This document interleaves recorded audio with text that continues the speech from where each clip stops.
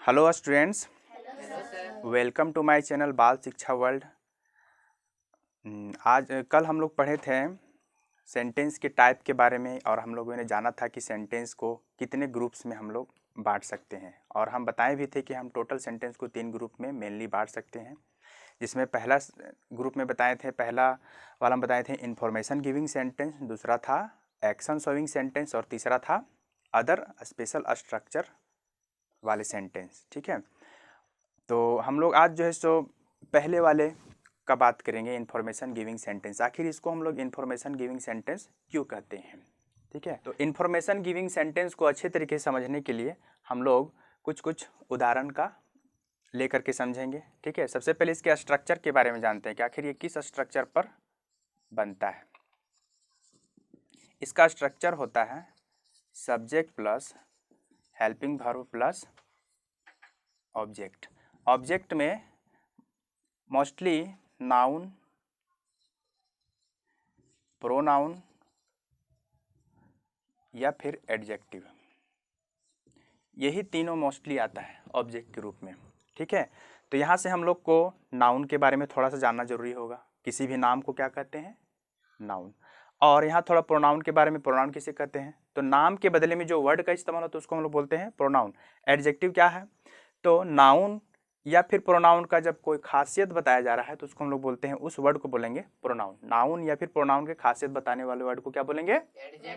Adjective. ठीक है, और यहाँ पे देखते हैं हेल्पिंग वर्ब क्या है। तो हेल्पिंग वर्ब जितने भी is, am, are, was, were, जैसे कि हम वहाँ लिख दिए हैं, am, is, are, was, were, है ना, विल बी, शैल बी, ये सब के सब क्या है? Helping verb. इसके अलावा और भी कुछ हेल्पिंग वर्ब होते हैं, लेकिन इसके बारे में हम लोग आगे जानेंगे। ठीक है, यहाँ पे मेन होता है सब्जेक्ट। सब्जेक्ट क्या है? तो सब्जेक्ट जिसके बारे में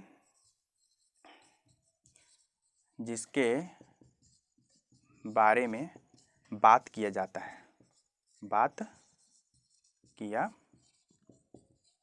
जाता है, उसे ही हम लोग क्या बोलते हैं?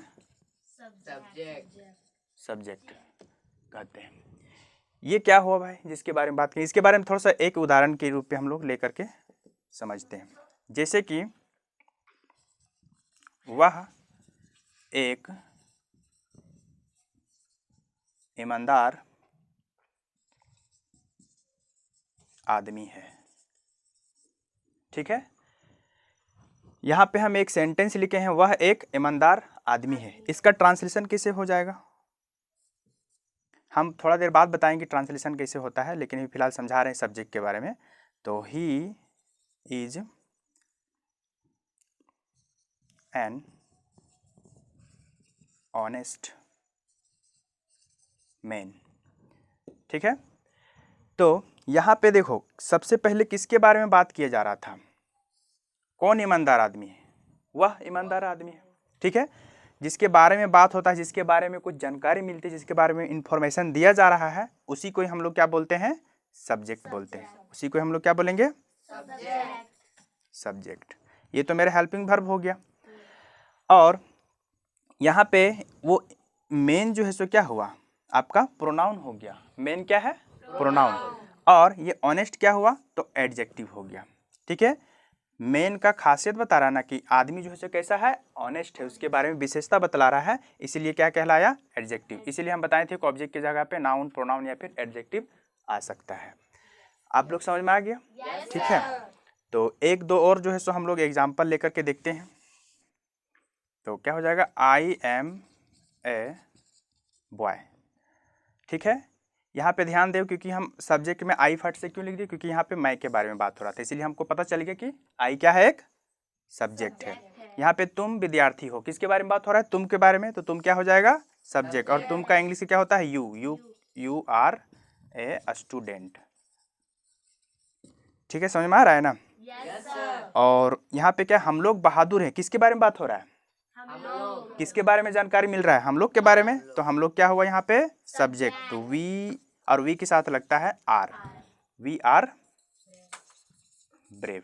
थोड़ा सा एक बात और हम बताते हैं, किसके साथ इज लगता है, किसके साथ एम लगता है, किसके साथ आर लगता है, इसके बारे में थोड़ा सा चर्चा कर लेते हैं, उसके बाद हम लोग चलेंगे स्पीकिंग में। ठीक है, तो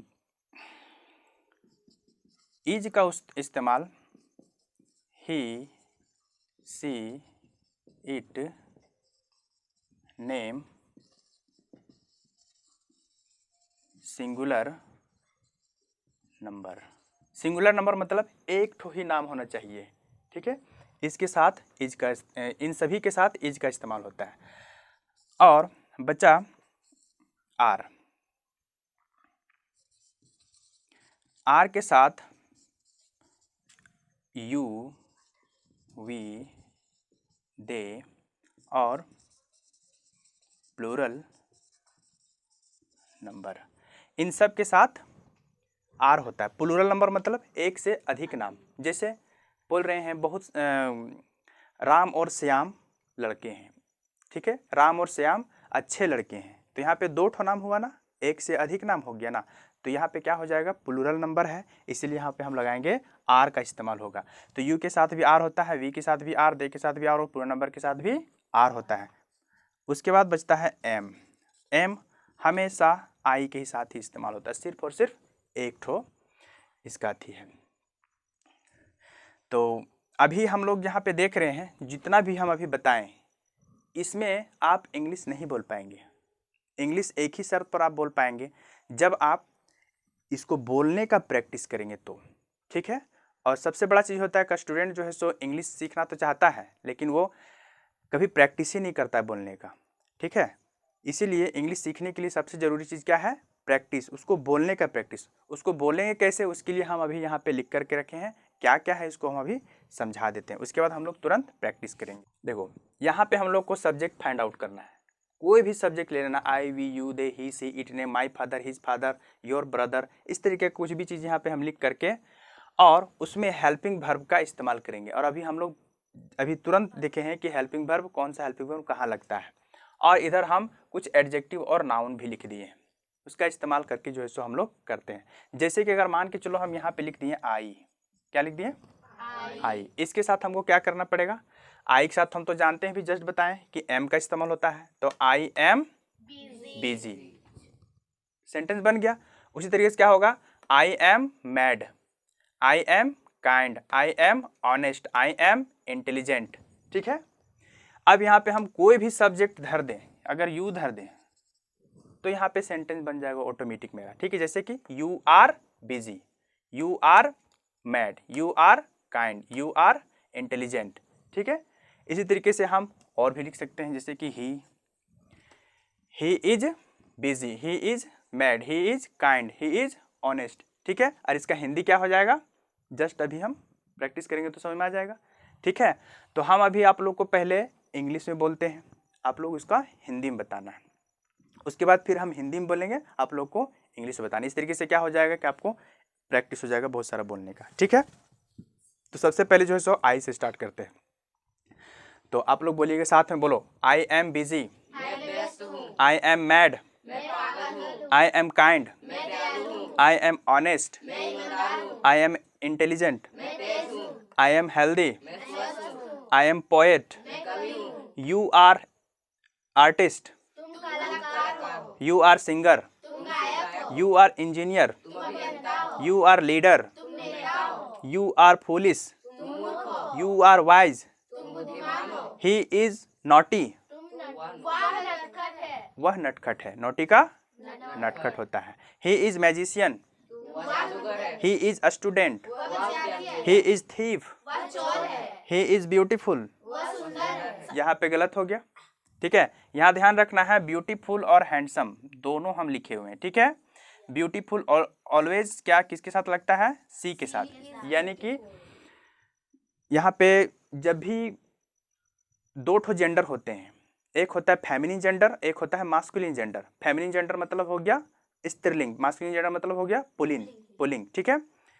स्त्रीलिंग में किसके बारे में बात होता है, स्त्री के बारे में। तो सी क्या है, एक स्त्री को दर्शा रहा है, सी मतलब वह होता है लड़की को ना बोलते हैं, इसीलिए सी के साथ हमेशा क्या लगेगा, ब्यूटीफुल। जबकि अगर ही के साथ बोलना है कि वह सुंदर है, लड़का को बोल रहे हैं तो क्या बोलेंगे, ही इज हैंडसम, ठीक है। तो फिर से बोलिए, वह सुंदर है, ही इज हैंडसम, वह बेईमान है, ऑनेस्ट। तो इस तरीके से हम लोग देख रहे हैं कि बहुत ही आसानी तरीके से स्पीकिंग का प्रैक्टिस हो जा रहा है। अगर हम इसी को ही बोलते रहेंगे तो आराम से हमारा मुंह में जबाव में बैठ जाएगा, ठीक है। तो और भी हम कुछ यहाँ पे सब्जेक्ट ले लेते हैं, ठीक है।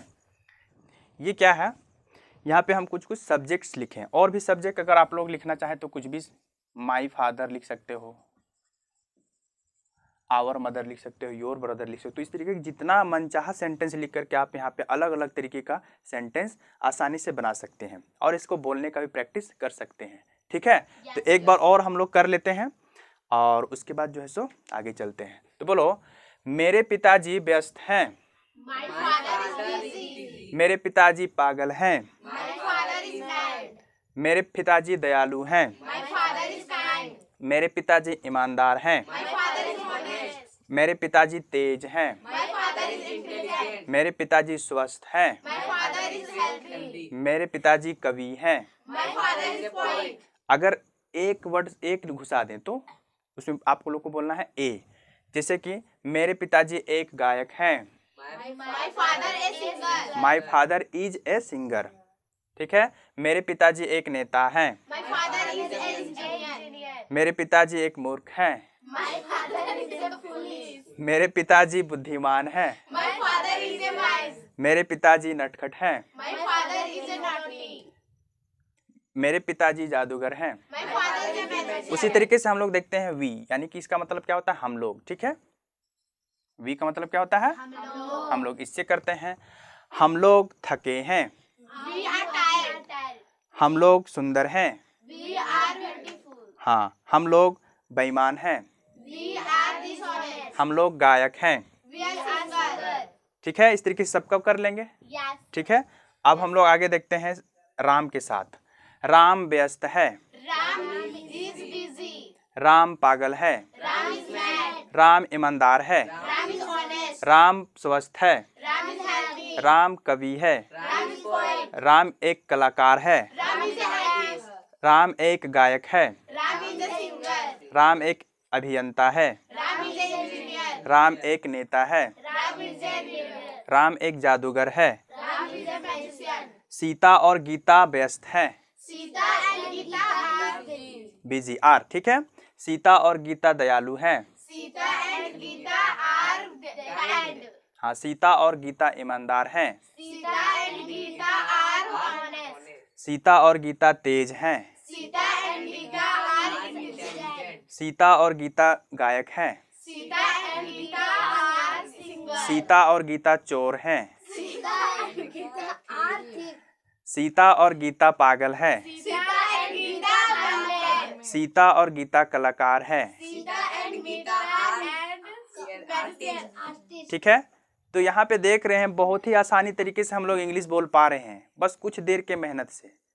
तो आई होप आप लोगों को बहुत अच्छा लगा होगा मेरे पढ़ाने का तरीका। ठीक है, और मेरे वीडियो को जो भी देख रहे हैं उनसे रिक्वेस्ट है कि आप मेरे चैनल को सब्सक्राइब कर दें और लाइक करें और शेयर भी करें ताकि मुझको सपोर्ट मिले और मैं इसी तरीके का वीडियो और आप लोगों के लिए बनाता रहूं। Thank you.